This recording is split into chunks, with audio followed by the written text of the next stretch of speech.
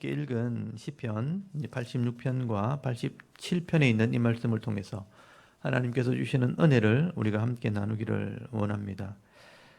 우리 지난주 말씀을 기억하실지 모르겠습니다. 시편 85편 말씀에는 좀 폭이 넓죠. 이스라엘을 통해서 이루어질 하나님의 나라에 대한 그런 노래, 이 국가적인 차원의 노래를 기록했다면, 오늘 이 시편 86편은 조금 개인적인 은혜를 구하는 그런 시가 기록이 되어 있습니다.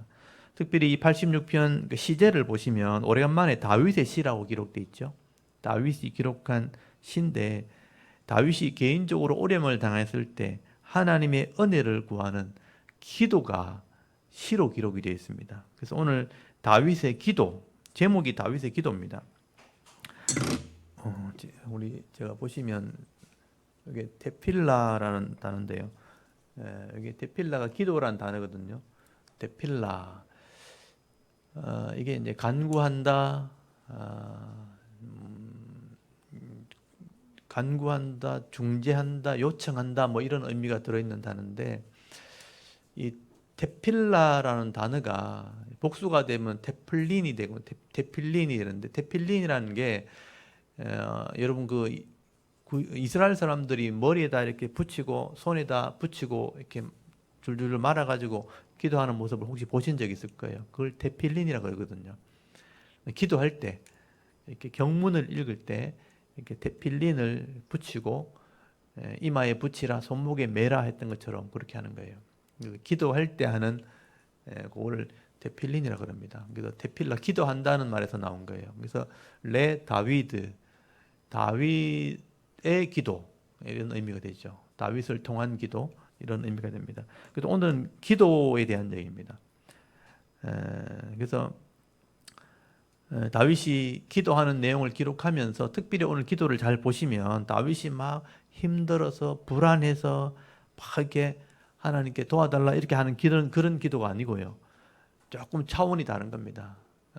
교만한 자와 포악한 자들에게서 하나님이 이미 나를 건지셨다, 나를 구원해 주셨기 때문에 앞으로 삶 속에서 하나님이 나와 함께 하심을 믿고 확신하는 그런 믿음의 기도를 드리는 거예요. 그러니까 믿음의 기도가 핵심입니다. 그래서 오늘 다윗의 이런 기도의 기록 목적이 있다면, 이 글을 읽는 사람들, 이 시를 읽는 사람들이 어려움을 만났을 때 다윗처럼 이렇게 확신을 가지고 믿음의 기도를 하라는 거예요. 믿음의 기도, 확신을 가진 기도, 하나님을 믿는 신뢰하는 기도를 하라 하고 기록한 겁니다. 그래서 여러분 1절에서 5절까지 보시면 이 다윗의 믿음, 이 확신이 기록이 되어 있어요. 그래서 제가 이 1절을 보면 번역을 제가 조금 다르게 해서 읽을 겁니다. 원어에는 조금 다르게 번역이 되어 있기 때문에 1절 말씀에 보시면 여호와여 나는 가난하고 궁핍하오니 이렇게 시작되지만, 사실 원래 원어 의미는 여호와여 내게 귀를 기울여 응답하소서, 이게 먼저 나와요. 내게 응답하소서. 왜냐하면 내가 가난하고 궁핍하기 때문입니다, 이렇게 돼 있어요. 그래서 왜냐하면이 항상 나옵니다. 2절에도 내 영혼을 보존하소서. 왜냐하면 나는 경건하기 때문입니다. 내 주 하나님이여 주를 의지하는 주의 종을 구원하소서. 그래서 3절에 보시면요, 주여 내게 은혜 베푸소서. 왜냐하면 내가 종일 주께 부르짖기 때문입니다. 내가 하나님께 부르짖기 때문에 내게 은혜 베풀어야 됩니다. 그 다음에 4절에는 주여 내 영혼을 기쁘게 하소서. 왜냐하면 내 영혼이 주를 우러러 보기 때문입니다. 내가 하나님 바라보고 있기 때문에 하나님 나를 기쁘게 해야 됩니다. 어떻게 보면 다윗의 확신의 기도가, 네 가지 기도가 나오거든요. 하나님 응답하셔야 됩니다. 응답하소서. 하나님 보존해야 됩니다. 구원해 주셔야 됩니다. 그리고 은혜 베푸셔야 됩니다. 하나님 나를 기쁘게 하셔야 됩니다. 네 가지 기도 제목이 나와요. 다 우리가 하는 기도이죠. 하나님 도와주세요. 응답해 주세요. 지켜주세요. 또 기쁨을 주세요. 은혜 베푸세요. 이런 기도죠. 근데 기도할 때마다 다윗이 왜냐하면 이런 말을 붙이는 거예요. 하나님 도와주셔야 됩니다. 왜냐하면 나는 하나님 백성 아닙니까? 이런 뜻이에요. 이게 참 기도가 다른 거예요. 수준이 좀 다르다고 보시면 돼요. 내가 주의 종이고 내가 주의 백성이니까 세상에서 고통을 당하고 어려운 일을 당할 때마다 내가 하나님만 부르지 않습니까? 하나님께 부르짖고 하나님만 바라보지 않습니까? 그러니까 왜냐하면 도와주셔야 됩니다. 이렇게 기도하는 겁니다. 그러니까 저는 이 기도를 보면서 하나님 반드시 내 기도 들어야 됩니다. 응답하셔야 됩니다. 이런 확신이 느껴지는 거예요. 그래서 이런 확신을 가지고 지금 다윗이 기도하는 것입니다. 그래서 오늘 이 본문에 보시면요, 하나님의 이름을 부를 때 여호와여, 제가 여호와는 하나님의 이름이라고 계속 말씀을 드렸죠. 여호와여 하고 나의 하나님이여, 또 나의 주님이시여, 이렇게 불러요. 이름을 그렇게 불러요, 다윗이. 그래서 다양한 표현들이 나오는데 이 다윗이 쓰는 다양한 표현들이 여기 기록된 거죠. 여호와여, 여호와가 이제 하나님 이름이죠. 엘로힘이여, 엘로힘은 하나님이여, 이런 거예요. 세상식으로 표현하면 신이시여, 이런 뜻인데 우리는 하나님이여 이렇게 부르는 거죠. 아도나이, 이것도 유명한 단어예요. 아도나이 많이 들어보셨을 거예요. 주님, 아도나이. 이것도 신약에도 이거 똑같이 쓰입니다. 아도나이.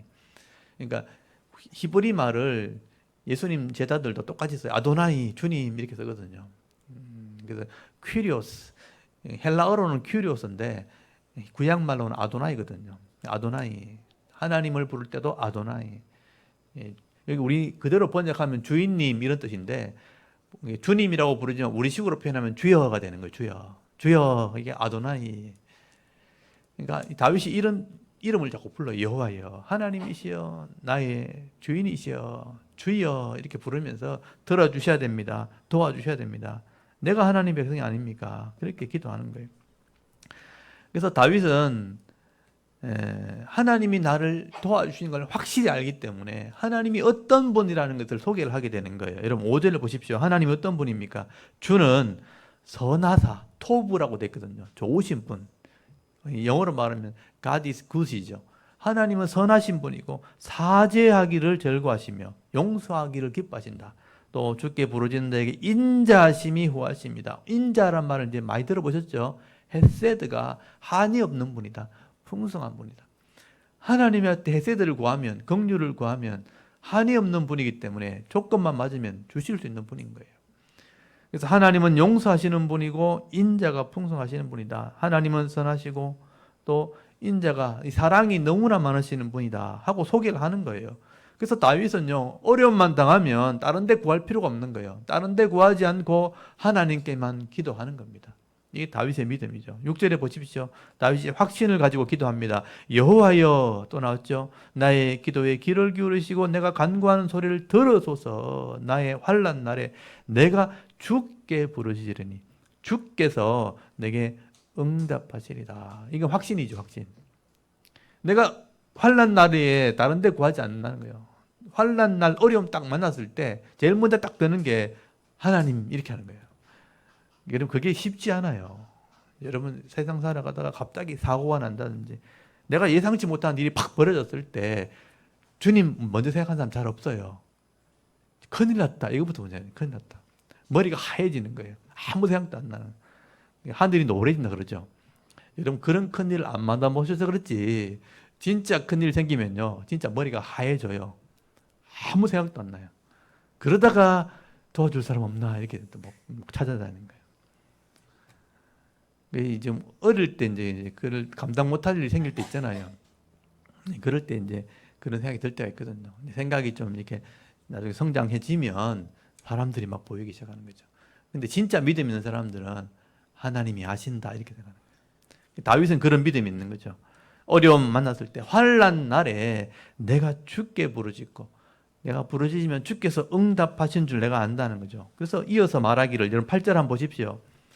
하나님이 참 대단하신 분이라는 걸 노래하는 거예요. 고백하는 거죠. 주여 하고 신들 중에 주와 같은 자 없사오며 주의 행하심과 같은 일도 없나이다. 주여, 주께서 지으신 모든 민족이, 그러니까 세상 사람들, 모든 민족이 뭐냐면요, 열방, 모든 나라가 와서 주 앞에 경배하며 주의 이름에 영광을 돌리리다. 이건 찬송이에요, 찬송. 하나님이 높이는 겁니다. 여러분, 세상에 하나님 같은 그런 신이 어디 있나? 이게 다윗의 믿음이죠. 이런 신은 없다. 세상에 있는, 여러분도 아셔야 됩니다. 세상에 있는 신들이 굉장히 많지만 그 사람이 만들어낸 신이에요. 사람이 어떤 소원이 있는데 이루어지지 못하니까 어떤 영적인 힘을 빌리고 싶은데 신을 만들어내는 거죠. 부초도 만들어 놓고 무당도 만들어 놓고 나무에 가서 절하기도 하고 돌에 가서 절하기도 하고 뭐 신비한 게 생기면 거기서 무슨 능력이 있는가 싶어가지고 만들어내는 신들이지. 아니면 사람 모양, 동상을 막 멋있게 만들어 놓고 짐승의 모양을 아주 화려하게 만들어 놓고 아니면 신전을 크게 지어 놓고 거기에 있는 신을 막 부르는 거예요. 사람이 만드는 신이죠. 근데 그런 신이 아니라는 거죠. 하나님은 우리를 만드신 분이고 우리의 생명의 주인 되신 분이고 우리를 다스리시는 분인 거예요. 그래서 그런 신이 세상에 없다고 다윗이 고백을 하는 겁니다. 그래서 주님처럼 행하는, 하나님처럼 행하는 신은 없다. 그래서 주께서 진짜 하나님이신 그들을 믿는다면 이 모든 나라도 모든 민족도 하나님께 경배해야 될 거다. 진짜 하나님이 진짜 신인 걸 알면 하나님께 경배할 거다.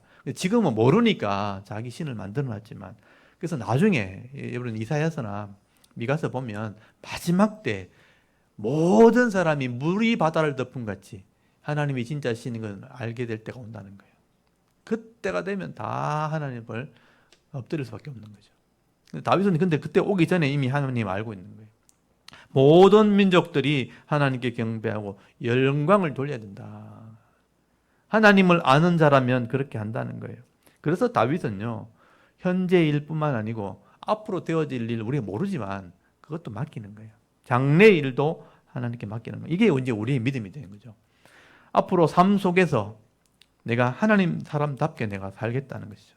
그러면서 이 다윗이요, 현재 이 자신의 어려운 문제를 해결하신 그 하나님을 간증을 하게 되는 게 오늘 기록이 되어 있습니다. 어떻게 보면 이런 지나온 날에 해결해 주신 그런 간증이 있으니까 그런 신앙의 고백도 할 수 있고 미래에 대한 일도 맡길 수 있는 거예요. 여러분 거기 11절 한번 보십시오. 여호와여 주의 도를 내게 가르치소서. 내가 주의 진리에 행하오니 일심으로 주의 이름을 경외하게 하소서. 주 나의 하나님이여 내가 전심으로 주를 찬송하고 영원토록 주의 이름의 영광을 돌리리니. 요건 이제 조건들이거든요. 왜 이렇게 했냐? 13절 14절이에요. 나에게 은혜를 베풀기 때문이다.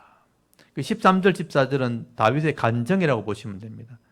13절에 보니까 인언이라고 돼 있죠. 처음에 인언이 왜냐하면 내가 이렇게 하겠습니다. 왜냐하면 이유를 세우는 거예요. 왜냐하면 내게 행하신 주의 인자하심 또 나왔죠. 하나님의 사랑이 크사 내 영혼을 깊은 소울에서 건지셨다는 거예요. 건지셨으며 하나님이여 교만한 자들이 일어나 나를 치고 포악한 자의 무리가 내 영혼을 찾아 싸우며. 이건 현재 일이죠.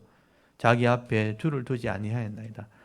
여기 자기 앞에 주를 두지 않았다는 건 뭐냐? 불신자, 하나님 모르는 사람이니까 이런 포악하고 교만한 자들이 나를 죽이려고 지금 나를 찾고 있다. 현재 어려움을 얘기하는 거예요.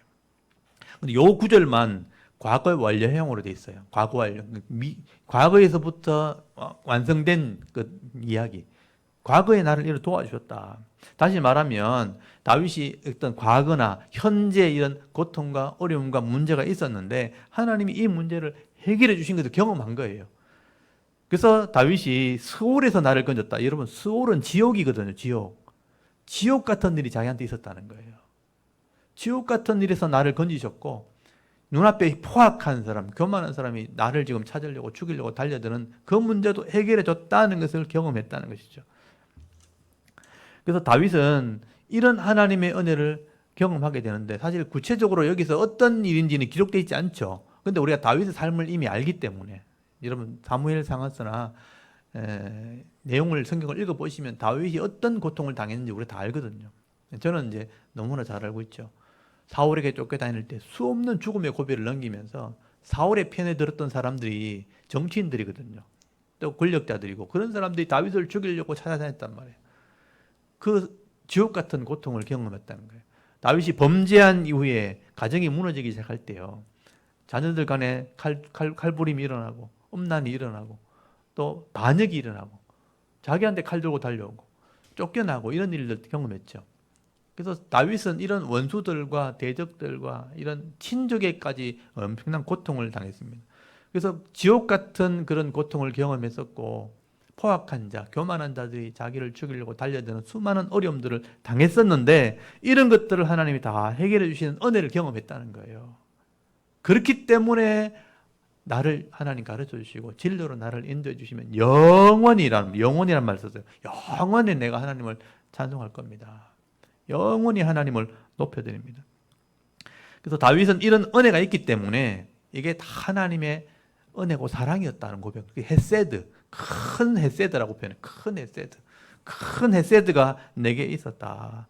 이런 하나님의 은혜와 사랑을 삶 속에서 경험했기 때문에 다윗은 어려움이 생길 때마다 다른 것을 하지 않는 거예요. 오직 하나님의 이름만을 부르기로 결심을 하게 됩니다. 그리고 앞에 가지 않았지만 장래 일도 그냥 다 맡겨버리는 거죠. 그게 다윗의 기도라는 거예요. 저는 이런 믿음이 좀 우리에게 있었으면 좋겠어요. 근데 생각은 쉬운데 현실은 어렵죠. 근데 그걸 해내는 게 우리가 해야 될 일이죠. 저는 그걸 하려고 애를 쓰고 있습니다. 여러분 15절부터 17절까지 미래에 대한 일을 맡기는 장면이에요. 그러나 주여 주는 긍휼히 여기시며 은혜를 베푸시며, 이 다 미래형으로 되어 있어요. 긍휼히 여기시며 은혜를 베푸시며 노하기를 더디하시며 인자와 진실이 풍성하신 하나님이시오니 내게로 돌이키사 내게 은혜를 베푸소서. 주의 종에게 힘을 주시고 주의 여종의 아들을 구원하소서. 은총의 표적을 내게 보이소서. 그러면 나를 미워하는 그들이 보고 부끄러워하오리니 여호와여 주는 나를 돕고 위로하시는 이신이다 하고 고백을 하게 되는 거죠. 여기 다윗의 이 기도를 지금 마지막에 기도를 잘 보시면요, 마지막 부분이죠. 거기 15절부터 17절까지 말씀을 잘 보시면 다윗이 하나님에 대해서 너무나 잘 알고 있는 거죠. 하나님은 긍휼이 많으시고 은혜를 베푸시고 노하기를 더디하시고 인자와 진실이 풍성한 하나님이시라는 거예요. 그런 하나님이 내게 은혜를 베푸시고 힘을 주시고 또 나를 구원하시고, 여종의 아들이라고 되어 있지만 나를 구원하시고 은총이 함께하는 그런 표적들을 내게 보여주실 겁니다. 보여주십시오 라고 기도하는 것입니다. 만약에 이렇게 된 미래일을 하나님께 맡겨 기도했잖아요. 이런 일이 나타난다면 불신자들이 나를 보고 부러워할 겁니다. 마지막 절이 그렇게 돼 있죠. 은총의 표적을 내게 보이소서. 그리하면 나를 미워하는 자들이, 이게 원수들이잖아요. 불신자들, 악한 자들이, 그들이 보고 부끄러워한다, 부러워한다, 부끄러워한다. 그들이 자기가 잘못했다는 것을 부끄러워하게 될 것입니다. 또 하나님의 이름이 결국은 드러나게 될 것입니다. 그래서 하나님은 결국 나를 돕는 자시고 나의 위로자십니다. 이런 고백을 마지막으로 하게 되는 거예요. 그래서 저는 다윗의 마지막 신앙 고백이 하나님은 나를 돕는 자시다. 나의 위로자시다. 에벤에셀이죠. 에벤에셀이 도움이라는 뜻이거든요. 하나님은 에벤에셀이시다. 나의 도움이시다. 저는 이것을 잊지 않으려고 막 계속 신경을 쓰고 있습니다. 그래서 어려움 당할 때 하나님이 내 도우십니다. 그래서 사람들에게 내가 이렇게 위로를 받지 못할 때 하나님이 내 위로자시다 하는 고백을 하게 되는 거예요. 다윗의 고백입니다. 이때 여러분의 고백이 되었으면 좋겠어요. 하나님이 나를 돕는 자시다. 그러니까 하나님이 사람들을 통해서 나를 도우시고요. 하나님이 환경을 통해서 나를 도우시는 거예요. 이 일이 되어지는 것은 하나님의 도우심 때문에 일이 생기는 거예요. 기가 막힌 타이밍 하는 게 있어요. 기가 막힌 타이밍에 그게 딱 맞아지고, 기가 막힌 타이밍에 그게 딱 해결되어지고, 이런 게 있어요. 그게 하나님이 하시는 건데, 그걸 모르는 사람들은 세상적으로 보면 되게 운이 좋다 이렇게 생각하는 거고, 세상적으로 보면 내가 잘났다 이렇게 생각하는 거예요. 그게 잘못된 겁니다. 내가 잘나서 그런 것도 아니고, 운이 좋아서 그런 것도 아니고, 하나님이 그렇게 도와주신 거예요. 그걸 아는 게 중요하다는 거예요. 그래서 다윗이 하나님은 은혜를 베푸시고 긍휼을 베푸시고 힘을 주시고 구원하시는 분이다. 또 표적을 행하시는 분이라. 그래서 이렇게 나타나면 불신자들이 스스로 부끄러워하게 되고요. 하나님의 영광이 드러날 뿐 아니고 하나님은 내 도움이시다. 하나님은 내 위로자시다. 고백을 하게 되는 것입니다. 여러분, 다윗은 이렇게 삶 속에서 이 살아계신 하나님을 경험했기 때문에 이런 믿음과 확신을 가지고 기도할 수 있는 겁니다. 그래서 이 다윗의 확신의 기도를 여러분 배울 수 있기를 바랍니다. 저도 하나님을 믿기 때문에 늘 이런 기도의 습관을 가지고 있습니다. 하나님이 나를 기억해 주시고 나를 도와주셔야 됩니다. 제가 어려움 당해도 그렇지만 성도들이 어려움 당하는 걸 이렇게 제가 이제 듣고 알 때 그냥 습관처럼 기도하는 거예요. 하나님 도와주셔야 됩니다. 하나님을 기억하는 거죠. 하나님이 에베네셀을 하셔야 됩니다. 이게 기도인 거예요, 사실은요. 그보다 더 큰 기도가 사실 없어요. 금식을 하고 막 철학기도 하고, 그보다 더 중요한 것은 삶 속에서 하나님을 기억하는 게 더 중요한 거예요. 하나님 도와주셔야 됩니다. 그러니까 여러분이 이렇게 그게 중요한 거예요. 내가 이렇게 일하다가 또는 밥을 먹을 때도 기도하잖아요. 밥 먹을 때 기도하죠. 그때 잠깐 동안 하나님이 도와주셔야 됩니다. 기도하는 거예요. 그게 중요한 거예요. 하나님 도와주셔야 됩니다. 하나님이 나와 함께 하셔야 됩니다. 그래서 어려움 당하는 성도를 위해서 기도하실 때 여러분 복잡하게 막 이렇게 교회 와서 시간 정해놓고 이렇게 하는 게 아니고 삶 속에서 기도하시는 거예요. 하나님 누구 도와주셔야 됩니다. 이렇게 기도하시면 돼요. 어려움 당하신 분 있으면 기도 제목을 나누세요. 교회 와서 기도 제목을 이렇게 제가 도움 필요합니다 하면 성도, 이게 우리 적어도 30명이 되잖아요. 30명의 정인이 얘기하는데 하나님 안 듣겠어요? 그게 진짜 기도예요. 30명의 정인들이 좀 더 늘어나면 더 좋겠죠. 한 100명쯤 돼가지고 100명이 막 그 이름 부르면 하나님도 귀찮아서라도 안 해주겠어요. 그 부르짖는 기도 나오잖아요. 자꾸 이렇게 불의한 재판장에게 과보 가서 귀찮게 하면 귀찮아서 들어준다 하듯이 우리가 30명이 계속 얘기하면 아침에 얘기하고 저녁에 얘기하고 밥 먹을 때 얘기하고 그런 날 때 얘기하면 귀찮아서라도 안 들어주겠어요. 이게 기도인 거죠. 어떻게 보면 하나님은 우리의 돕는 자시라 늘 기억하면서 기도하는 것입니다. 사실 이렇게 하는 게 자체가 내가 하나님이 사람이라는 증거예요. 사실은요. 늘 하나님을 기억하고 있으니까 말씀대로 살아가면서 하나님 도와주셔야 됩니다. 내 힘이 되어주셔야 됩니다. 이 기도하는 거는 내가 하나님의 사람이라는 증거인 거죠. 그래서 기도는요, 응답해서 기도가 되는 게 아니고 하나님의 사람이기 때문에 응답이 되는 거예요. 기도하는 사람은 하나님의 증거를 가지고 있는 것입니다. 여러분 오늘 다윗의 신앙 고백을 이렇게 묵상하시면서요, 시편 86편 확신의 기도입니다. 우리를 구원하시고 여기까지 인도하신 그 하나님의 사랑을 우리가 믿는다면 앞으로 되어질 모든 일들 속에서도 에벤에셀의 하나님, 나의 도움이 되시는 하나님, 임마누엘의 하나님, 나와 함께 하시는 하나님, 그 하나님과 우리가 동행하면서 늘 기도의 응답의 복을 받으시고요, 늘 승리하는 삶을 살아갈 수 있는 우리 샤론교회 성도들 다 되실 수 있기를 바랍니다. 그리고 여러분 87편 한번 보십시오. 잠깐만 좀 나누겠습니다. 좀 짧은 시기 때문에. 여러분이 87편 말씀의 시제를 보시면 또 한 단계 끝나서 고라자손이라고 되어 있어요. 고라자손. 이 고라자손 하면 교훈이 있다 이렇게 생각하면 돼요. 큰 은혜를 경험한 자손이기 때문에 큰 교훈이 있습니다. 그 내용이 뭐냐면 시온성에 대한 찬송이에요. 이건 찬송이에요. 찬송. 시온성에 대한 찬양입니다. 여러분이 시온성은 많이 들어보셨을 거예요. 시온산에 세워진 성, 그 바위산에 세워진 성을 시온성이라 그러는 거예요. 이 바위산이 창세기에 나오는 아브라함이 그 이삭을 제물로 바쳤던 그 산이에요. 그래서 아브라함이 자기 독자, 예수님을 상징하는 거죠. 하나님의 독자, 예수님 상징. 자기 독자를 아낌없이 제물로 바쳤던 것처럼 예수님을 상징하는 것이죠. 예수님이 독자로 제물로 됐던 거 똑같은 거죠. 이삭을 바쳤을 때 대속의 양이 생겼잖아요. 그 대속을 했던 것을 상징하는 곳이 그 산입니다. 그 대속과 은혜가 있었던 그곳이 나중에 다윗이 그 왕이 되었을 때 그 땅을 빼앗게 되고 그 성을 지으면서 다윗성이라고 이름을 지은 거예요.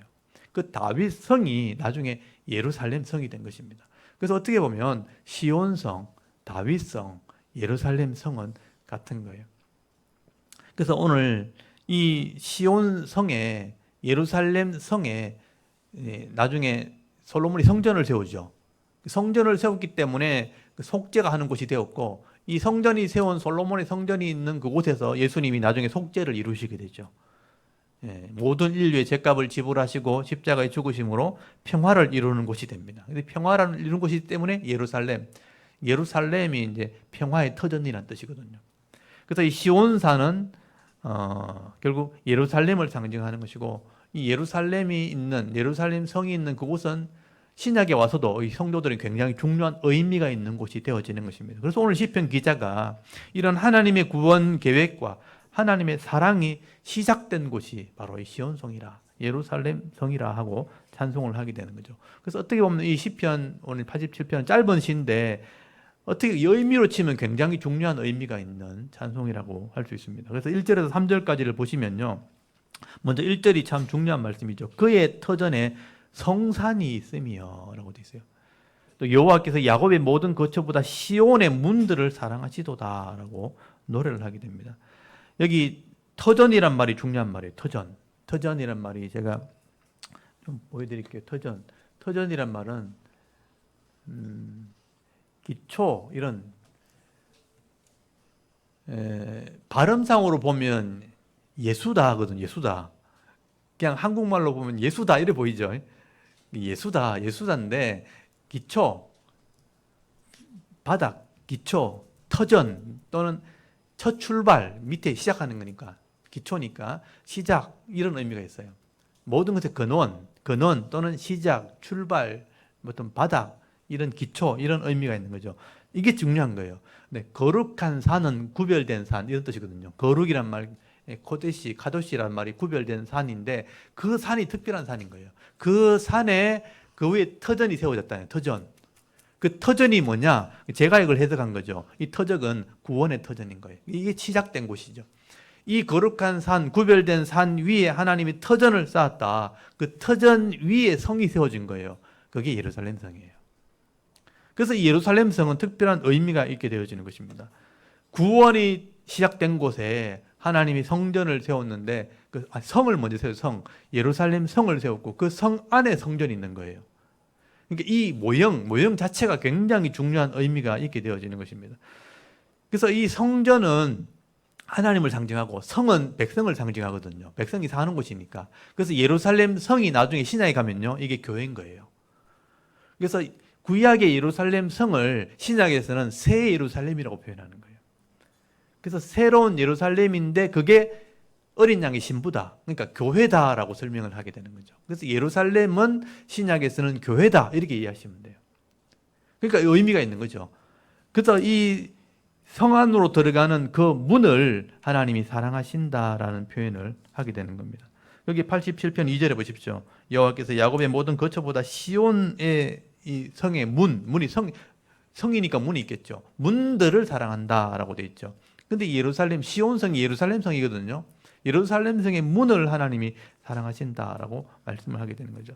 그래서 이 예루살렘과 나중에 새 예루살렘을 좀 비교할 수 있어야 되는 거죠. 그래서 제가 이 예루살렘 성, 시온의 문이죠. 시온은 예루살렘 성을 상징하고 샤르는 문인데 하나님이 이 문을 사랑한다는 거예요. 들어가는 곳이 문이잖아요. 근데 이게 새 예루살렘이거든요. 새 예루살렘은 정사각형으로 정육면체로 생겼어요. 그 길이와 넓이와 높이가 똑같아요. 그 정육면체로 생겼는데 그 정육면체의 크기를 보면 12 곱하기 12, 12 곱하기 1000 이렇게 돼 있어요. 그러니까 12,000 스타디온. 이걸 한번 제가 찾아볼까요? 여러분 요한계시록 21장에 기록되어 있거든요. 요한계시록 21장 한번 펴보세요. 거기 보면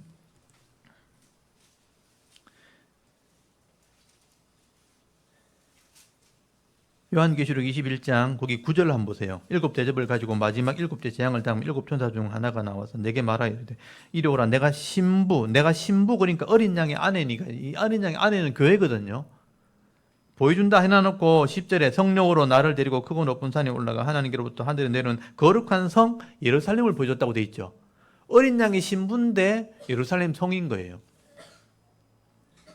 그래서 그 성을 보니까 11절에 하나님의 영광에서 그 성에 빛이 지극히 귀한 보석과 또 벽옥과 수정같이 맑다. 보석으로 이루어졌고 12절에 성곽이 12문이 있고 그 12문 위에는요 이스라엘 자손의 12지파 이름이 기록되어 있는 거죠. 그러니까 그 문에는 12지파 이름이 기록되어 있어요. 진두로 되어 있어요. 그리고 14절에 그 성곽에 기초가 있는데 기초 도리는 12돌이 있는데 거기 12사도의 이름이 기록되어 있어요. 거기 10이라는 숫자가 있죠. 그러니까 12문, 12기초석. 그리고 여기 16절 그 성은 네모가 반듯하다. 이게 정사각형인데 길이와 너비와 같은지라 집이 너비 같으니까 정사각형이죠. 또 갈대 자로 그 성을 청량하니까 12,000 스타디온. 12,000 스타디온은 12 곱하기 1000이에요. 10이라는 숫자는 교회 숫자고 1000은 한없이 많다 또는 크다 이런 의미예요. 그리고 17절 그 성곽을 청량. 성곽은 두께를 재보니까 144규빗. 144규빗인 거예요. 이거는 12 곱하기 12. 12가 2개 들어가요. 그럼 144가 되는 거예요. 그리고 그 밑에 성의 모양 보석으로 12가지 보석으로 돼 있어요. 그러니까 이게 예루살렘 성의 모습인 거예요. 이게 지금 현재 존재하는 그런 예루살렘 성이 아닌 거예요. 그러니까 이게 아름답다. 여러분 보석으로 다 이루어지고 벽옥이나 수정으로 금으로 다 이루어진 그런 교회인데 12문이 있고 12기초석이 있다는 거예요. 이게 교회를 상징하는 건데 이거는 진짜 모양을 상징하는 게 아니고 그 아름다움을 설명하고 있는 거예요. 지금 우리 교회 모습은 다 이렇잖아요. 그냥 건물에 앉아 있고 이러면 이렇게 허름한 옷, 죄송합니다. 허름한 옷은 아니죠. 그냥 이런 옷을 입고 그냥 앉아 있잖아요. 이게 교회인데 하늘에 가면 이렇다 이렇게 설명하는 거예요. 이게 뭐냐면 우리의 영적인 모습이 완벽하게 아름다워지는 형태를 설명하는 것이라고 보시면 돼요. 그런데 실제 예루살렘은 이런 거예요. 예루살렘을 위에서 보면 이게 성곽이 보이죠. 이게 성전 자리인데 지금 이게 이제 회교 사원이 서 있는 거죠. 황금돔이 서 있죠. 이건 원래는 없는 거예요. 이거 원래 없는 건데 이게 나중에 없어지는 거죠. 없어지고 여기 성전이 서 있던 자리예요. 성곽이 지금도 있고 지금 성곽이 조금만 남아 있죠. 그래서 이게 산으로 이루어졌어요. 높은 산이 여기 골짜기잖아요. 이게 남쪽에서 바라보는 거예요. 이 예루살렘 성전 자리를 남쪽에서 바라보는 것이고 높이가 꽤 있잖아요. 이게 산이니까 언덕이니까 높은 곳에 있는 거예요. 요거는 북쪽에서 바라본 거예요. 북쪽. 아까 남쪽에서 봤지만 여기는 북쪽이죠. 북쪽에서 바라보고 이 골짜기 보이죠? 여기 기도론 골짜기. 골짜기가 깊어요, 생각보다. 그래서 바위산 위에 이런 성전이 서 있는 거예요. 요거는 이제 약간 동쪽에서 바라본 거죠. 아까 여기서 뺑 돌아서 북쪽에서 봤다가 동쪽에서, 여기 동쪽에 성벽이 서 있죠. 여기 문이 하나 보이죠? 요게 동문이에요, 동문. 동문인데, 근데 실제로 보면 요게 동문이고, 이게 돌이 누른색으로 배가 해질 때, 이쪽에 동쪽이니까 해가 이렇게 뜰 때 보면 이렇게 노랗게 빛나는 거예요. 그래서 아름답다 그래가지고 이걸 미문이라고 그래요, 미문. 그래서 신약에 보면 성전 미문 나오죠. 이 동쪽 문이. 원래는 여기 드나드는 곳이에요. 근데, 그때 이 예루살렘의 그 아랍의 왕이 이 예루살렘을 점령했을 때 이 문을 돌로 막아버린 거예요. 예수님이 일로 들어온다 그랬거든요. 마지막에 종말에. 그래서 들어오지 못하도록 이 동문을 막아버렸어요. 예수님 오시면 이쪽으로 들어온다고 돼 있거든요. 마지막 종말에. 그래서 이 문을 막아버렸죠. 그렇다면 제가 생각한 게 성전이 있고 성전 문이 바로 나가면 동문이거든요. 그러면 성전 자리가 여기가 아니고 여기인 거예요. 여기 성전 자리예요. 그래서 이제 이게 동문인데 여기 막혔죠. 실제 사용하는 문인데 막혔는데 지금 좀 가까이 가면 이렇게 돌로 막아놨어요. 그래서 이제 사람들이 예수님이 이쪽에 오시면 제일 먼저 만나려고 여기다 이게 앞에 있는 게 다 뭐냐 무덤인데 이제 죽은 사람들이 예수님 오면 제일 먼저 만나려고 여기다 무덤을 쓴 거예요. 그러니까 요 무덤 자리가 제일 비싸요. 동문 바로 앞에. 그러니까 여기 있는 사람들은 엄청나게 부자인 거예요. 바로 앞에 다 이게 다 청청이 다 무덤이에요, 무덤. 최대한 가까이 가려고. 그래서 여기 아랍 사람도 있고 기독교도 있고 유대인도 있고 다 섞였어요. 일단 주님이 일로 온다고 믿었기 때문에 여기 다 무덤을 지금 다 만들어 놓은 거예요. 그래서 이제 가까이 보면 이렇게 돼 있고 좀 더 가까이 가면 이렇게 돼. 돌로 여기 원래는 무덤 문인데 돌로 이렇게 막아 놓은 거예요. 이게 이제 동문인 거죠. 근데 저는 실제로 이게 제가 성전 모형을 세워놨지만 성전이 선다면 이렇게 써야 돼요. 이게 동문 바로 앞에 여기 성전문이거든요. 요게 성전이 세워질 거다. 요거는 성전 자리가 아닌 거죠, 사실은요. 그래서 이제 지금 뭐 제3성전이 여기 세워질 거거든요. 나중에 세워지는데 그래서 이걸 무너뜨리고 세워야 된다고 지금 생각을 하는데 그래서 아랍 사람들하고 잘 협의가 되면 어차피 자리가 족이니까 있어도 성전 세울 수 있다. 그래서 뭐 협상한다 뭐 그런 말도 있더라고요. 언젠간 세워질 거예요. 저기 이제 제3성전이 세워지는 곳입니다. 제가 이제 이 성전 자리를 보여주는 이유는 뭐냐면 이 예루살렘 성전이 중요하다는 거예요. 이 성전이 결국은 성에 둘러싸여 있는 거죠. 성은 성도를 상징하는 거예요. 성도가 상징하기 때문에 이 성문을 통해서 성도들이 들어가게 되는 거예요. 여러분 요한계시록 우리 21장을 아까 펴셨는데 잠깐만 볼까요? 요한계시록 21장 한번 펴보세요. 21장 25절 한번 펴보세요. 요한계시록 21장 25절에서 27절까지 그 성의 문이에요. 이건 성의 문, 성전이 아니고 성의 문으로 들어가는데 어떻게 들어가는가 한번 볼까요? 여기 23절부터 한번 읽어볼게요. 23절부터 27절까지 읽습니다. 시작. 그 성은 해나 달의 비침이 쓸데없으니 이는 하나님의 영광이 비치고 어린 양이 그 등불이 되심이라. 만국이 그 빛 가운데 다니고 땅의 왕들이 자기 영광을 가지고 그리로 들어가리라. 낮에 성문들을 도무지 닫지 아니하리니 거기에는 밤이 없음이라. 사람들이 만국의 영광과 존귀를 가지고 거리로 들어가겠고 무엇이든지 속된 것이나 가증한 일 또는 거짓말하는 자는 결코 거리로 들어가지 못하되 오직 어린 양의 생명책에 기록된 자들만 들어가리라. 아멘. 이게 상징적으로 표현하는 것들인데 이런 새 예루살렘 성은 아까 완벽한 그 정사각형 생긴 보석으로 되는 거 보셨죠? 그게 예루살렘 성인데 그 안에 누가 들어가냐? 이런 만국의 영광을 가진 종기를 가진 사람이 들어간다. 이게 뭐냐면 예수 믿는 사람을 얘기하는 거예요. 예수 믿는 사람이 마지막에 이런 왕의 권세를 가지거든요. 그래서 그 내 영광을 가지고 그리로 들어가는 거예요. 근데 그 들어가는 사람이 어린 양의 생명책에 기록된 사람들인 거예요. 그 외에는 못 들어간다는 거예요. 그러니까 이 성도, 이 예루살렘 성은 성도, 완벽한 성도를 상징하는 건데 지금 예루살렘 성은 미래의 그 예루살렘 성을 지금 상징하는 것들이죠. 그래서 지금 더 과거에 이 시편 기자, 고라자손과 같은 이런 시편 기자들이요, 이 성이 이루어질 것을 미리 보고 있는 거예요. 보면서 이 성에 들어가는 문이 아름답다. 이 문을 노래하고 있는 거예요. 성도가 들어가는 이 문을 말하는 거죠. 그래서 거기 아까 87편으로 다시 한번 돌아가 보십시오. 87편에 보면 그 터전, 하나님의 구원의 터전에 이런 산에, 거룩한 산에 터전이 있는데 그 터전 위에 세워진 게 시온 성이거든요. 거기 예루살렘 성이란 말이에요. 그 예루살렘 성에 2절 보면 문들이 있는데 야곱의 모든 거처보다 시온의 문들을 여호와께서 사랑하신다는 거예요. 왜냐하면 일로 성도들이 들어오니까. 하나님의 영광을 가지고 들어오는 성도들이 있는 문이기 때문에 그 성을 사랑한다. 그렇게 노래하고 있다는 게 중요한 거죠. 그래서 거기 3절 한번 보십시오. 하나님의 성이여, 이 예루살렘 성을 보호하는 말이죠. 이 성도를 말하는 거죠. 교회를 말하는 거죠. 성이여, 너를 가리켜 영광스럽다 말하는도다. 지금 있는 예루살렘 성을 보고 영광스럽지 않잖아요. 회개 성전이 서 있으니까. 지금 이런 성전도 지금 사실 없죠. 없는 빈터가 있는데 영광스럽지 않잖아요. 근데 마지막엔 이렇게 영광스럽게 된다는 거예요. 예루살렘 성이 아름답게 보석처럼 꾸며지는 그 교회가 되면 거기 들어오는 자는 영광을 얻게 될 것이다. 그래서 아름다운 거죠. 하나님의 성이여 너를 가리켜 영광스럽다 말하리라.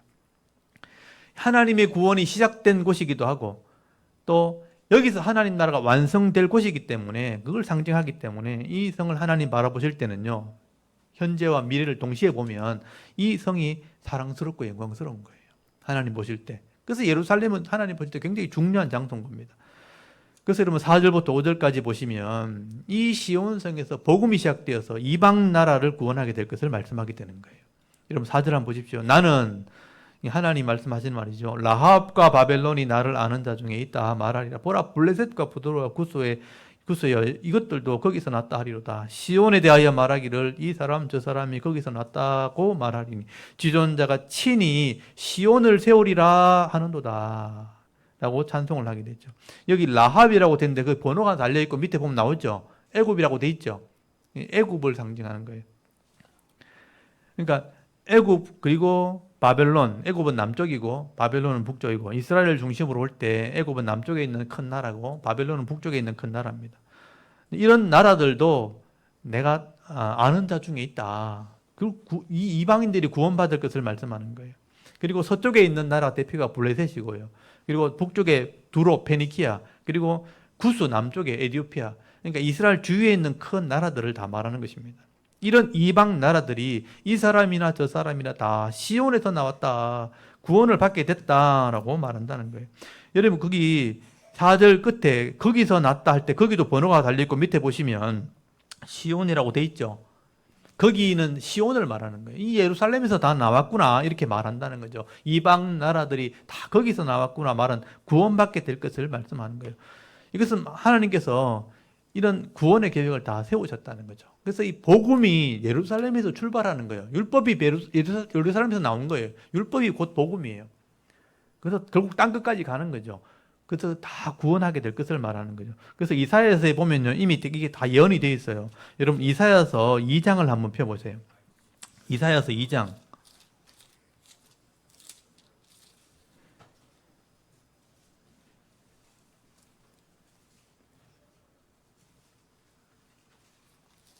이사야서 2장 1절에서 3절까지만 한번 읽어볼까요? 이사야서 2장 1절에서 3절까지만 한번 읽어보겠습니다. 시작. 아모스의 아들 이사야가 받은 바 유다와 예루살렘에 관한 말씀이라. 말일에 여호와의 전에 산이 모든 산 꼭대기에 굳게 설 것이요 모든 작은 산 위에 뛰어나리니 만방이 그리로 모여들 것이라. 3절 읽어볼까요? 시작. 많은 백성이 가며 이르기를 오라 우리가 여호와의 산에 오르며 야곱의 하나님 전에 이르자. 그가 그의 길을 우리에게 가르칠 것이라. 우리가 그 길로 행하리라 하리니 이는 율법이 시온에서부터 나올 것이요 하나님의 말씀이 예루살렘에서부터 나올 것임이니라. 아멘. 여기 보시면 지금 예루살렘에 관한 말씀이라고 되어 있는데 2절에 말일에 한 거 나오죠.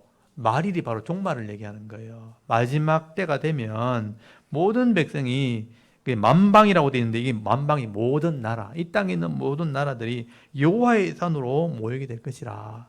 그래서 율법이 이 예루살렘에서 시작되었다. 이 예루살렘 시온산. 그래서 하나님의 성전에서 율법이 시작됐고 이 율법이 바로 복음이죠. 그 이방인에게 전해지면 마지막 때 모든 이방인들이 하나님의 전 예루살렘에 모이게 될 것이고 우리가 여기서 다 구원받았다라고 고백하게 된다는 거예요. 그래서 여러분 사도행전 1장 8절에 보면 성령이 오셔가지고 이것을 전하게 되잖아요. 오직 성령이 너에게 임하시면 내가 권능을 받고 예루살렘부터 시작해서 유대와 사마리아와 땅끝까지 이르러 내 정인 될 거다. 그 일이 지금 계속 일어나고 있잖아요. 땅끝까지 지금 와서 우리에게 복음이 전달된 거죠. 그래서 예루살렘에서부터 땅끝까지 하나님의 구원이 이루어지게 되면 이 구원의 하나님을 이제 백성들이 찬송하게 되는 일이 일어나게 되는 거예요. 그래서 오늘 거기 시편 86편, 87편으로 다시 돌아가면 거기 마지막 절 6절 7절 한번 보십시오. 여호와께서 민족들을 등록한다는 표현을 썼죠. 기록한다, 새긴다는 뜻인데 등록하실 때에 그 수를 세시며 이 사람이 거기서 시온에서 예루살렘에서 났다 하리로다.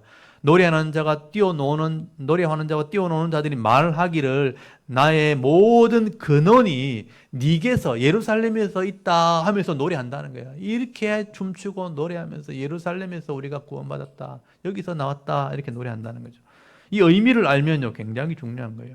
하나님께서 모든 구원받은 사람, 이 민족들의 숫자를 다 세시는데요, 거기서 나왔다, 시온에서 나왔다, 예루살렘에서 나왔다라고 기록을 하고 새겨놓는다는 것입니다. 여러분, 이 예루살렘 성, 그 당시에 지금 예루살렘 성은 그냥 건물, 그냥 돌로 남아 있잖아요. 근데 이게 오늘 신약 교회를 상징하는 것이죠. 그래서 이 땅끝까지 복음이 되어지면 이 신약 교회를 통해서 우리가 구원을 받게 되었다라고 말하게 되는 것입니다. 그래서 모든 구원과 은혜의 복이 지금은 교회로부터 지금 이루어지고 있거든요. 교회에서부터 복음이 가르쳐지고 복음이 증거되어지고 말씀이 가르쳐질 때 교회로부터 이 구원이 이루어지게 되는 것이죠. 그래서 이것을 좀 다른 식으로 표현하게 되면 이 대구 사람들은 어느 교회 출신이구나, 우리는 대구 자론교회 출신이구나, 기록할 때 하나님이 등록할 때 이름을 기록할 때 시온에서 나왔다, 예루살렘에서 왔다 하는 것은 뭐냐면 오늘날 교회 대구 자론교회 출신이구나 이렇게 기록한다는 거예요. 여기 반야월교회 출신이구나. 그래서 그렇게 하나님이 기록해 놓으실 거다. 그래서 그 구원받은 사람들이 이런 하나님의 나라 백성이 되었으니 하나님께서 우리를 구원하신 것은 예루살렘에서 출발했구나 하고 노래하는 일이 일어나게 될 것이다. 그 말을 지금 노래하고 있는 것이죠. 그래서 저는 이 구원받은 사람들이 악기를 연주하고 춤을 추고 노래하면서 우리의 구원 되시는 그 하나님을 노래하는 날이 온다, 그렇게 생각을 하는 것입니다. 여러분, 오늘 이 예루살렘 성을 바라보면서 이 시를 보면서요, 이 예루살렘 성이 신약의 교회를 상징한다는 것을 여러분 기억하셨으면 좋겠어요. 그래서 이 시온으로 가는 길이 있는 사람은 복이 있다고 되어 있죠. 시온의 대로가 있는 자는 복이 있다. 시편 84편에 지난번에 말씀을 나누거든요. 시온의 대로가 있는 자는 복이 있다 했는 것처럼 교회로 가는 그 길이 있는 자는 복이 있다. 예배하러 가는 그 길, 그 신앙의 길을 얘기하는 거예요. 시온의 대로, 예배하는 그 길을 가지고 있는 자는 복이 있다. 그러므로 구약시대는 예루살렘에 구원을 주신 하나님을 찬송을 했다면 신약시대는 이 교회를 통해 복을 주신 하나님을 찬송하게 되는 거예요. 그래서 교회를 우리가 사랑하게 되는 겁니다. 우리가 이 모든 구원과 이 은혜의 근원이 예루살렘이었다면 신약은 교회가 되는 거죠. 이 교회에서부터 예배를 통해서 은혜가 임하고 하나님의 은혜와 복을 받아 누릴 수 있기 때문에 우리가 교회를 사랑해야 되는 거예요. 이 모임을 사랑해야 되는 겁니다. 그래서 주일날 예배 드리는 것을 기뻐해야 되고, 이 예배를 통해서 하나님의 은혜를 누리고 하나님 주신 복을 받아 누리고 또 사랑을 경험하는 그런 은혜가 있게 되어지는 것입니다. 그래서 여러분, 이 교회를 잘 섬기는 은혜가 있어야 되는 거죠. 우리 직분자들은 교회를 잘 세워나갈 수 있도록, 또 예배가 잘 진행될 수 있도록, 또 이 하나님 말씀이 잘 가르쳐져서 삶으로 실천되어질 수 있도록, 이 말씀이 행해질 수 있도록, 그렇게 할 때 우리가 이 땅에서 살아있는 동안 하나님 나라 복을 받게 되는 겁니다. 그 복을 받으면서 노래하고 찬송하는 삶을 살게 되는 것입니다. 그러므로 여러분, 오늘도 이 구약시대의 시온을 사랑하시는 하나님께서 당연히 교회를 사랑하시는 거예요. 시온을 보고 기뻐하신 하나님은 오늘 신약시대 교회를 보면서 기뻐하시고 사랑하신다는 것을 여러분 기억할 수 있기를 바랍니다. 그래서 오늘 시편 87편 이 시를 읽으면서 오늘도 우리가 교회의 일꾼이구나, 교회의 성도가 되었구나 하는 것을 여러분 기억하실 수 있기를 바랍니다. 오늘도 이 남은 생애를 살아갈 때 이 교회를 여러분 사랑하시고요, 또 늘 예배하는 삶을 살아갈 때 이 땅에서 하나님께서 예배해 놓으신 그런 은혜와 복을 다 받아 누리면서 나누어주고 섬기면서 또 전도하고 선교하는 삶을 살아갈 수 있는 저와 여러분의 이런 영적인 삶의 모습이 되실 수 있기를 주의 이름으로 축원합니다. 아멘. 우리 잠깐 기도드리겠습니다. 하나님, 은혜를 감사합니다. 오늘도 하나님 앞에 나와 온 성도들이 예배하게 하시고